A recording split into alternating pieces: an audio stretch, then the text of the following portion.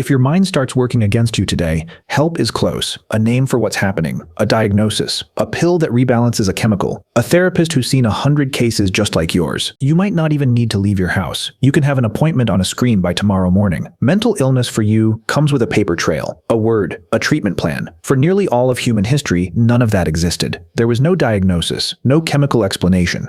No concept of mental illness as separate from the rest of a person. There was just a person you'd known your whole life, suddenly not making sense anymore, talking to things that weren't there, refusing to eat, laughing at nothing, or not stopping crying, or standing rigid in the cold for hours staring at something no one else could see. And here's what made it so much more dangerous than it is now. Your group was small, 20, 30 people, maybe fewer. Everyone had a job that kept everyone else alive. There was no spare person to sit and watch someone who couldn't hunt, couldn't gather, couldn't be trusted to carry a fire without wandering into it. A person acting strangely wasn't just sad or worrying. In a group that size, it was a problem the whole band had to solve, one way or another, because ignoring it could get someone killed. So here's the real question. With no hospitals, no medicine, no word for what was happening, what did they actually do with that person? The answer isn't one thing, because going mad wasn't one thing to them either. Depending on what kind of strange you were, your tribe had 3 completely different responses waiting for you, and the archaeological record has physical evidence for all 3. The first response, they tried to open your skull.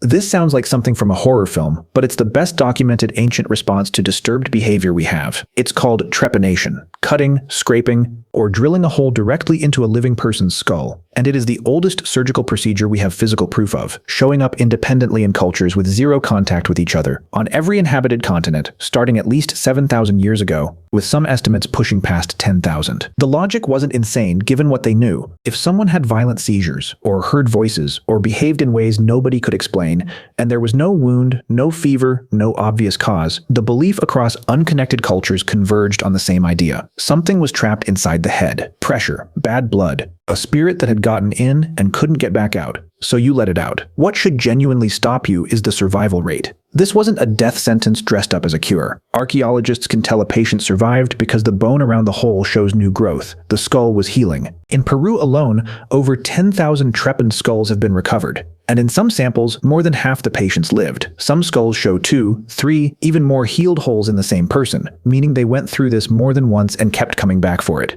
20th century trepanation performed under similar conditions in parts of Africa and Oceania has been documented with survival rates approaching 90%. Someone, in the total absence of anesthesia, antiseptics, or any understanding of the brain, had figured out how to cut into a human head and not kill the person most of the time. That is not primitive. That is one of the most advanced pieces of applied knowledge in the ancient world. The second response, they decided you weren't broken. You were chosen. Not every kind of madness got treated like an illness. In cultures across Siberia, Central Asia, and the Americas, cultures with no contact with each other, anthropologists have documented an almost identical pattern. A person, usually a young adult, starts behaving in ways that look exactly like a psychotic break by modern clinical standards, talking to unseen presences, wandering off alone for days, violent, uncontrollable shaking, refusing food, speaking in words that don't belong to any known language. Among the Chukchi people of Siberia, documented in detail by the ethnographer Waldemar Bogaris in the early 1900s, this period was described in their own language as the time when a person gathers shamanic power. For a weak candidate, it might pass in dreams. For a strong one, it could last a year or more, and it was described as genuinely agonizing. Some young people, knowing what was coming, were terrified of the calling and tried to avoid it entirely. The historian of religion Mircea Eliade, studying shamanic traditions across dozens of unrelated cultures, wrote that the future shaman risks being mistaken for a madman, but that this madness serves a function. It's treated not as a malfunction to be fixed, but as a doorway. The person who comes back from it doesn't return to their old role in the tribe. They come back as the healer, the one who talks to the dead, finds lost people, diagnoses illness, leads the rituals.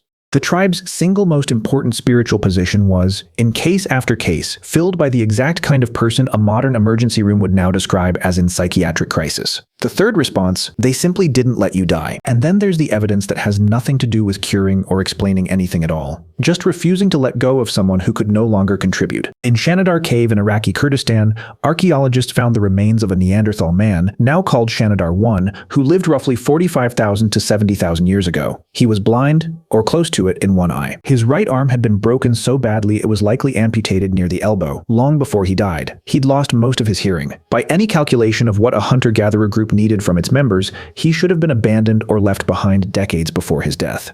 Instead, he lived to somewhere between 35 and 50 years old, an old age for a Neanderthal, which is only possible if other members of his group fed him, protected him, and kept him alive through injuries he could never have survived alone. He isn't an isolated case. At Cova Negra in eastern Spain, researchers identified the remains of a Neanderthal child, roughly 6 years old, with skeletal features consistent with Down syndrome, including malformations of the inner ear that would have caused severe balance problems and likely deafness. A child like that couldn't have been carried on the group's back for 6 years by accident. Someone chose to. There was no framework, no religion, no philosophy written down anywhere that told these groups to do this. There was no profit in it. A non-verbal, disabled member consumed food and offered nothing measurable back, and they kept them anyway. The thread connecting all three, Trepanation, the Shamanic Calling, and the quiet, costly decision to carry someone who couldn't carry themselves, these look like three unrelated stories. But they're the same story, told three ways. Every one of them is a group deciding that a mind behaving strangely wasn't grounds for exile. It was grounds for intervention, or elevation, or simple endurance. Somebody stayed. Somebody cut into a skull and waited to see if the person on the other side woke up. Somebody fed a man who couldn't hunt for 15 more years, and somebody handed a terrified 20-year-old a drum and called what was happening to him sacred instead of shameful.